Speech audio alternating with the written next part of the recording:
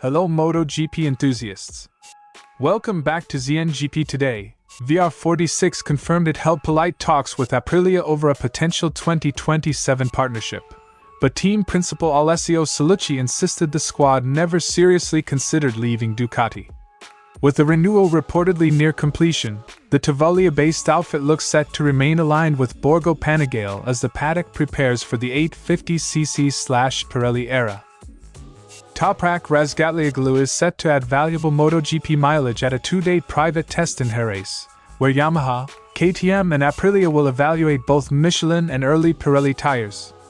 The outing doubles as a development window for current 1000cc machines and a first look at 850cc prototypes, making it one of the paddock's most consequential mid-season sessions. Ducati's MotoGP leadership has been jolted by a surprising opening round reversal in Thailand. Tardozzi described the result, where the factory's top finisher trailed for Aprilia's and Pedro Acosta's KTM, as for slaps in the face, and called for an urgent, full-throttle response to restore competitiveness. Márquez offered a clear rider perspective on MotoGP's 2027 technical overhaul, welcoming the move to 850cc engines, tighter aero rules and a new tire supplier as a sensible recalibration of risk and spectacle. He argued that reducing outright top speed addresses safety concerns without necessarily making lap times slower, and warned that adaptation will define the next season. Don't forget to click subscribe button and the bell icon for MotoGP news update.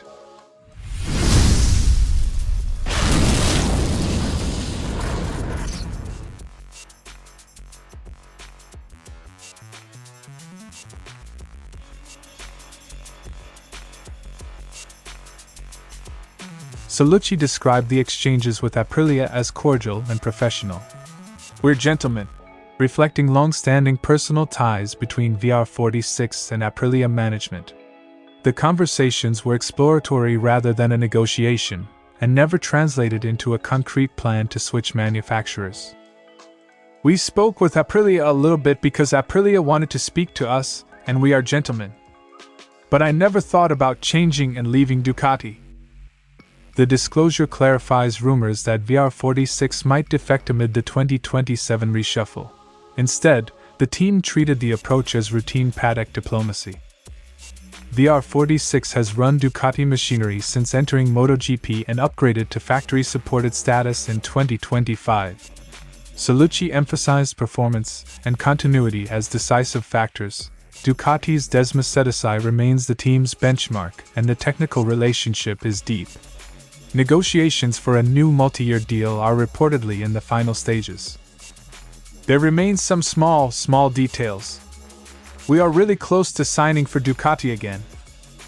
The likely 3-year renewal would secure VR46 access to Ducati hardware through the early years of the 850cc regulations, preserving technical stability during a major rule change. Current VR46 riders Fabio Di Giannantonio and Franco Morbidelli are both out of contract at season's end, adding urgency to the commercial picture. The team had publicly courted Pedro Acosta but appears to have missed out to Ducati's factory squad. Meanwhile, Aprilia's satellite arrangements, Trackhouse, and its strong early form in Thailand keep it an attractive suitor for other teams. Contract timing, rider availability and the pending commercial agreement between teams and MotoGP Sports Entertainment will shape when and how final announcements are made.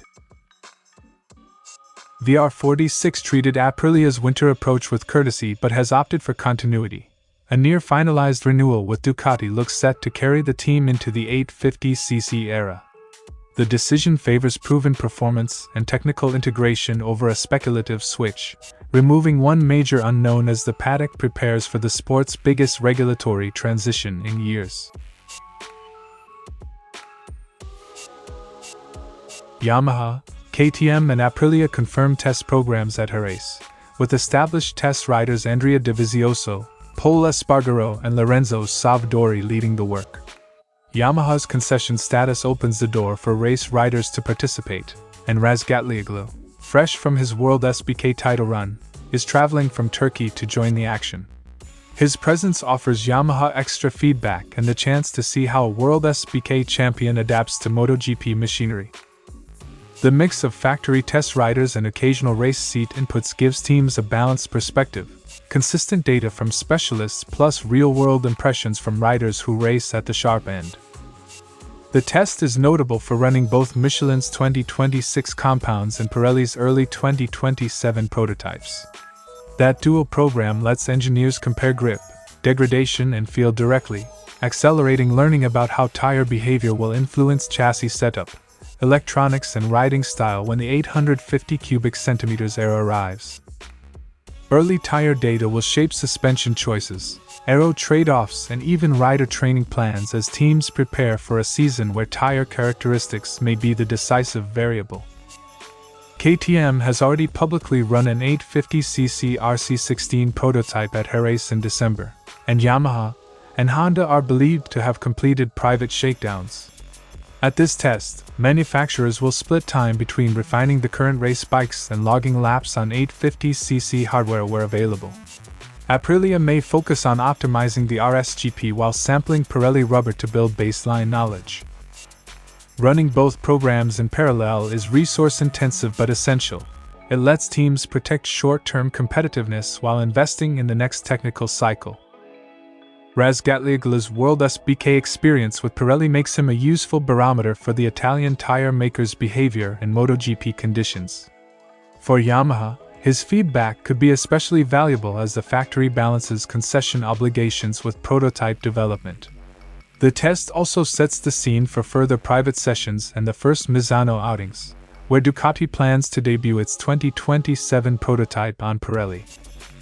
Jerez is a stepping stone.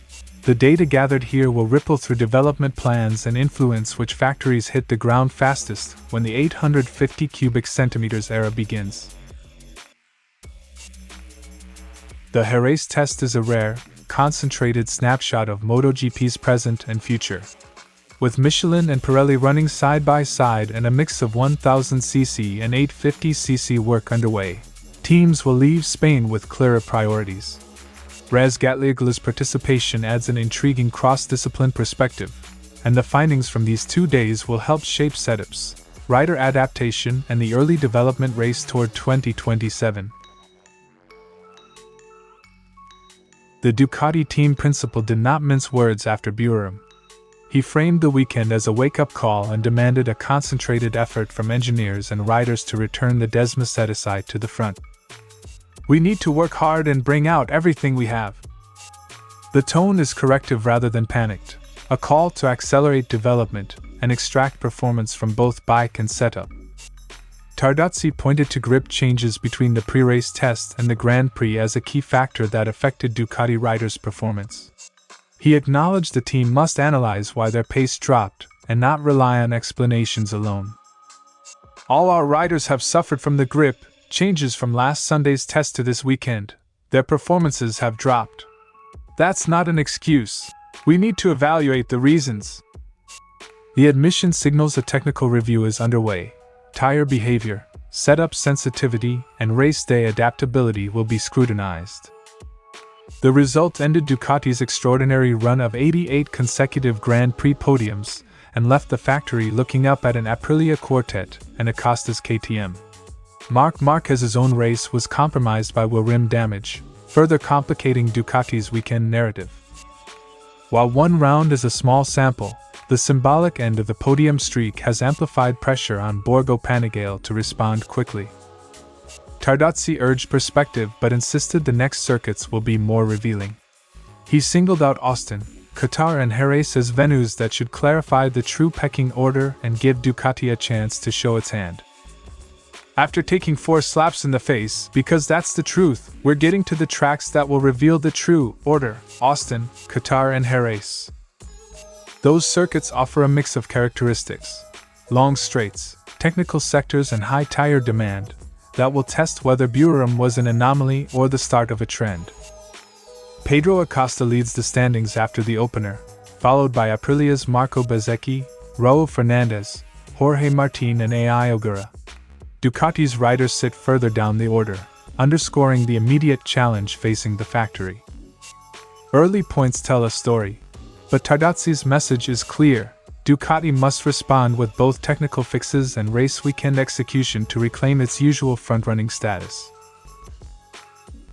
Davide Tardozzi's reaction was stark but focused: accept the reality, diagnose the causes, and mobilize every resource. Borgo has forced Ducati into a defensive posture, but the team's response over the next rounds will determine whether this was a temporary setback or the start of a more serious contest for supremacy.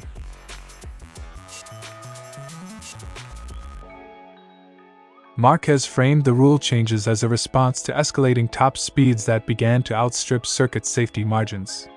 Reaching nearly 360 km per hour on some straights, he said, created unnecessary risk and forced circuits to rethink runoff areas.